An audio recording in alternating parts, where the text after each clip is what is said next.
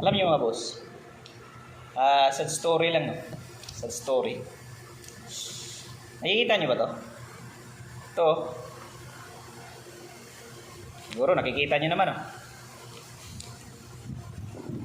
Hindi to magic, ha, baka isipin niyo magma-magic ako rito. Hindi to magic. Hindi to magic. May kwento lang ako about dito sa isang daan na to.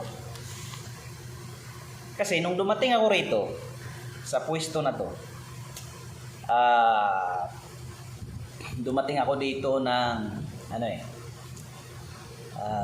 May 2 ako. Dapat May 1 dapat, kaso naudlot, naging May 2 ako dumating dito. May 2, 2017.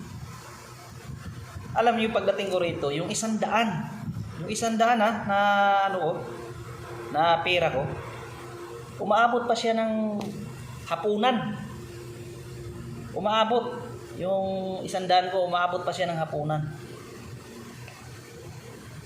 Pero ngayon mga boss, tataka ako yung 100 ngayon.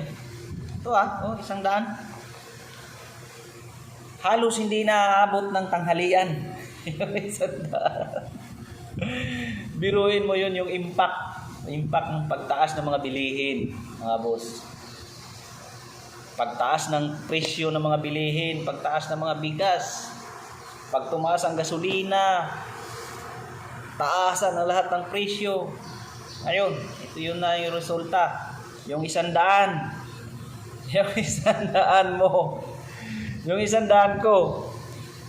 Wala na, mga boss. Hindi na halos aabot ng tanghalian yung 100 mo. Ha? Biruin mo yun?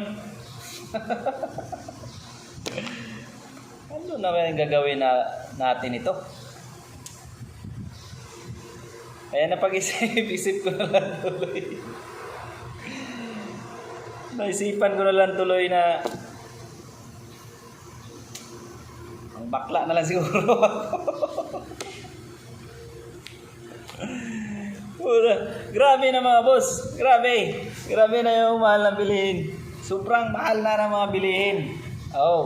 Pag bumili ka ngayon dyan sa kantin ng ulam, ay bibigay sa'yo 3 hiwa na maliliit na hiwa ng ulam. Kung kainin mo nga siguro, hindi.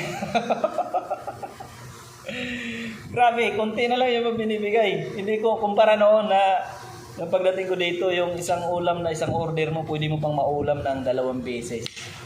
Kaya kasya talaga yung 100. Yan, may 100 na to, kasya. Ngayon, hindi na. Wala nang silbi. Wala nang silbi yung 100 ngayon. Wala nang silbi.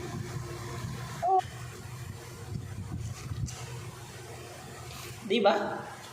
Grabe talaga. Grabe talaga yung hirap ngayon. Panahon ngayon. Ayaw ko kung paano to masolusyonan. Kahit sino pa sigurong magaling na presidente, kahit sino yung magaling na presidente na ibubuto natin, wala nang pag-asa. Wala nang pag-asa.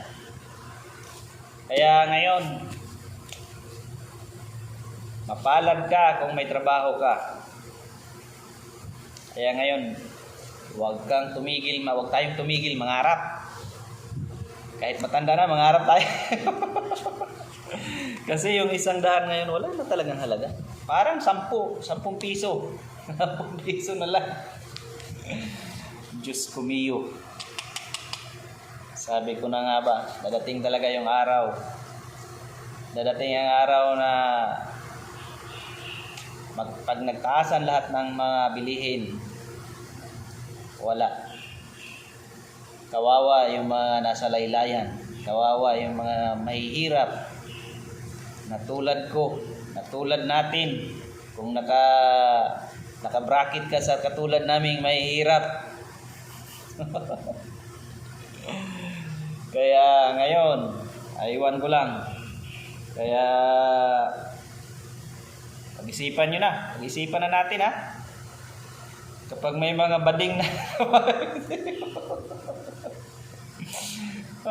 pag may mga bading, Pag-isipan mo na. Pag may mga bading na lumapit sa inyo. Okay. Good vibes lang. Good morning. Magandang umaga mga boss. Good vibes lang tayo. Okay. Thank you. Thank you.